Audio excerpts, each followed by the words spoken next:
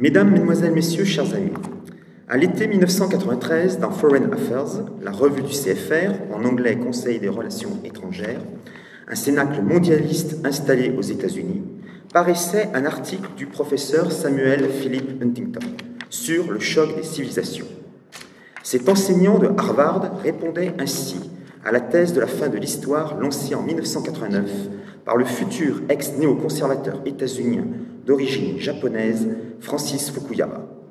3 ans plus tard, Huntington sortait de cet article son célèbre essai avec la fameuse expression polémologique.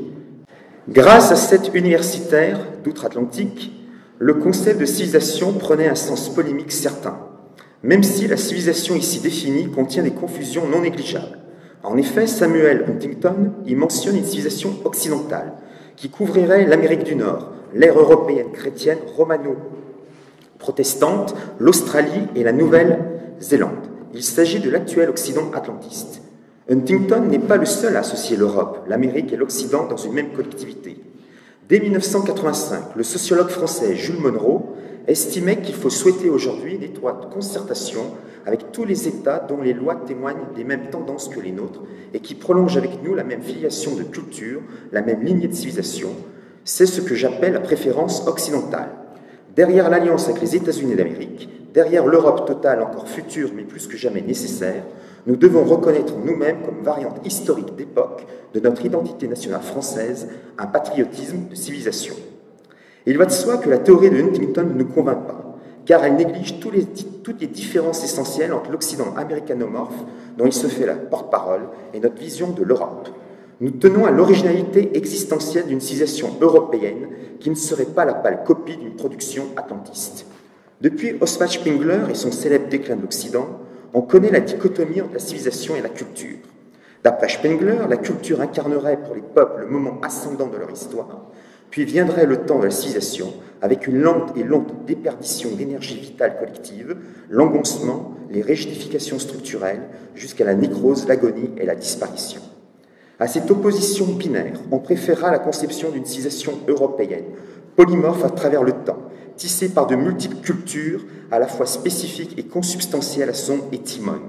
Certes, le mode de vie d'un Espagnol diffère de celui d'un Letton, qui n'est pas celui d'un Arménien du Haut-Karabakh, ou d'un Islandais. Mais au-delà de leur langue, leur quotidien, leur mentalité perdurent 2 constantes déterminantes, une évidente substance anthropologique et un riche héritage spirituel pagano-chrétien.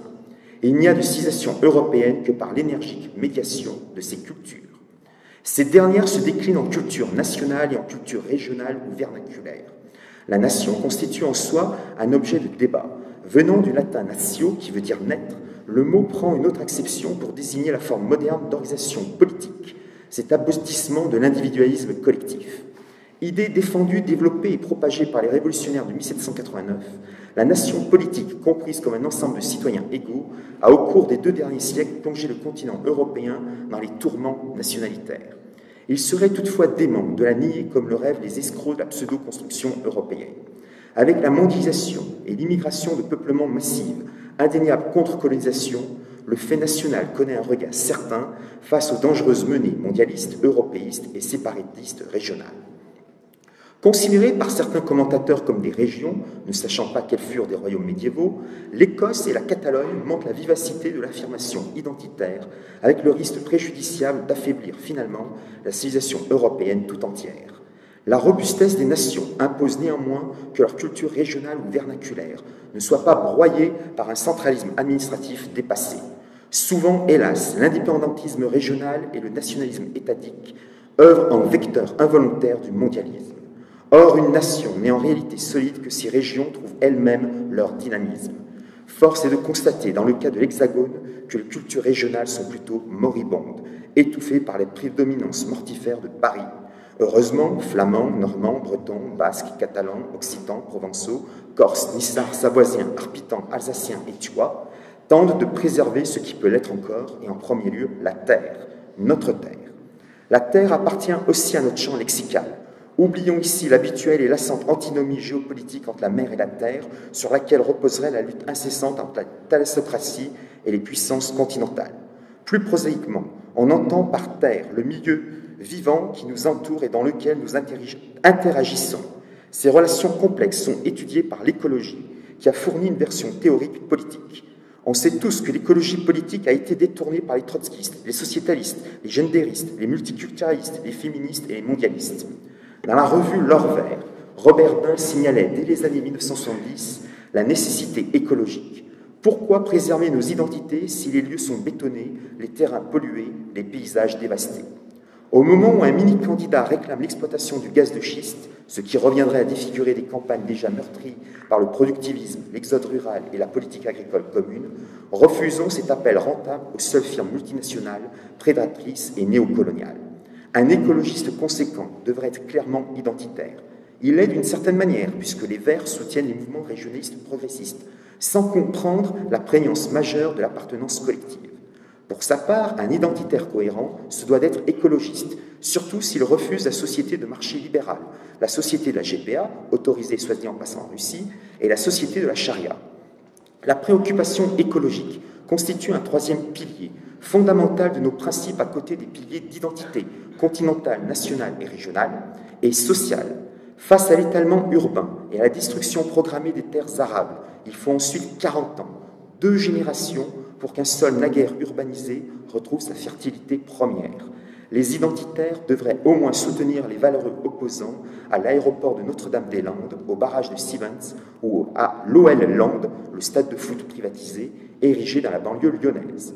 Que ces combats soient menés par des écolos gauchistes importe peu, parce qu'il vaut mieux voisiner avec un écolo ultra, voire un fan de Julien Coupa, qu'avec un lecteur sarcocufié du Figaro et de Valeurs Actuelles. Si l'on considère que l'Europe est la patrie de nos nations et de nos régions, notre réflexion militante se doit d'adopter le triptyque révolutionnaire exposé dans les années 1970 par Georges Gondinet et Daniel Colonne, et en 1991 par Jacques Marlot. La civilisation européenne constitue, avant d'être un évident dessein géopolitique, une patrie spirituelle albo-ethnique. Ces nations forment souvent des patries politico-historiques, tandis que les régions demeurent, bon gré mal gré, des patries charnelles. L'indispensable conciliation entre l'authentique diversité ethnoculturelle et l'urgente unité géopolitique et économique passe par un dépassement salvateur que j'appelle l'Empire. Unité décisive de destin collectif.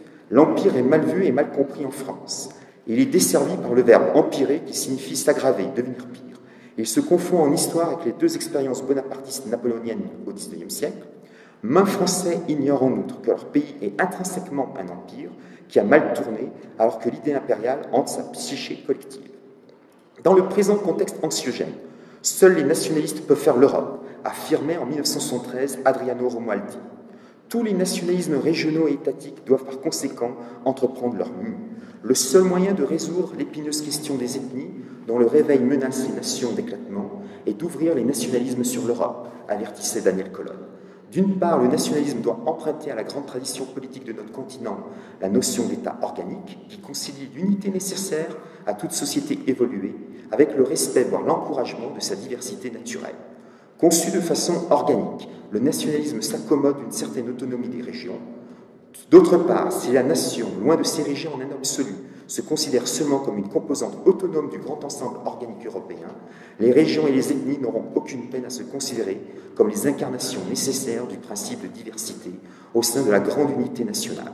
Dans une Europe organique des nations organiques, être breton ou français, basque ou espagnol, flamand ou belge, jurassien ou suisse ne sont que des manières parmi d'autres d'être européens.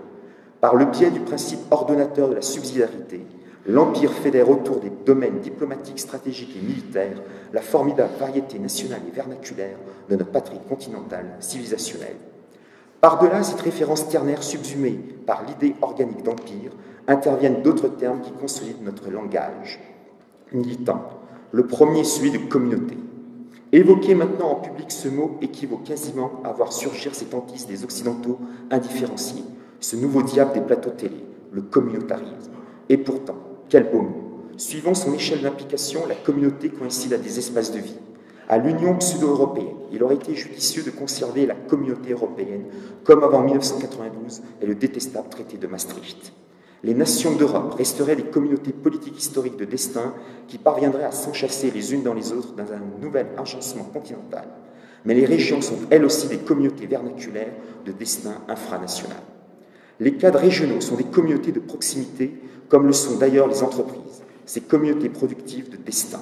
L'entreprise moderne pratique ce nouvel esclavage du salariat. Or, le justicialisme-solidarisme européen combat cette aliénation sociale. À l'entreprise libérale ou étatisée, promouvons des communautés de travail, comme le fit déjà le candidat bien trop méconnu à la présidentielle de 1965, Marcel Barbu, dont le directeur de campagne travaillait à Rivarol.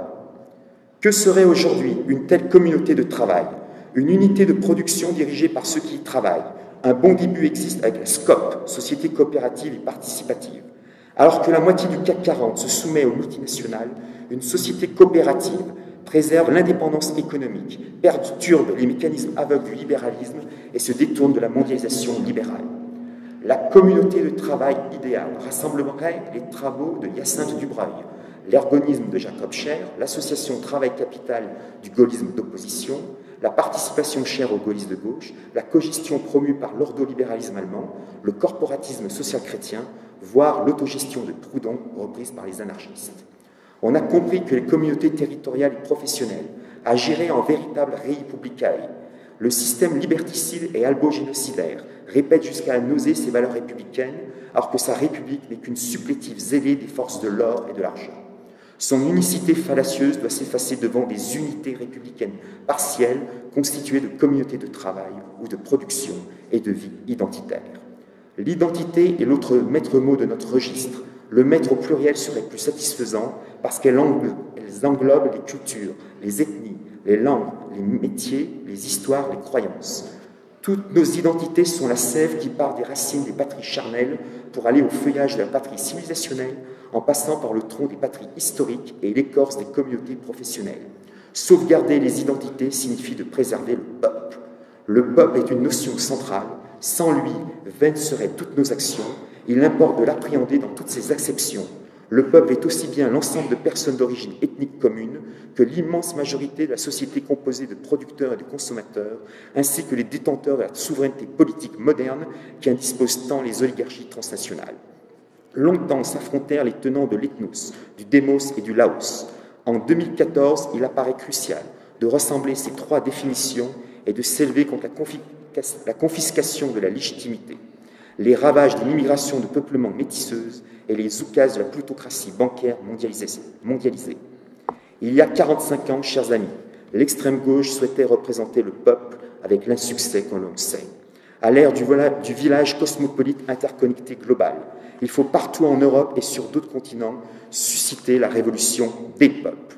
Le soulèvement radical des communautés, des nations, des patries vernaculaires, des identités et des civilisations commence toujours par un bon vocabulaire. Je vous remercie.